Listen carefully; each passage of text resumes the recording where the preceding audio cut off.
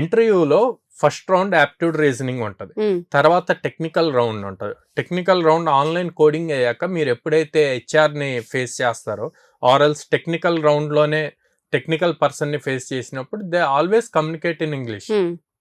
మీరు తిరిగి చెప్పగలగాలి, మీరు ఏదైతే ఆన్సర్ చెప్పాలి అనుకుంటున్నారో దాన్ని చెప్పగలగాలి. ఎలా చెప్పాలి, వాళ్ళకి అర్థమయ్యే లెవెల్లో చెప్పాలి.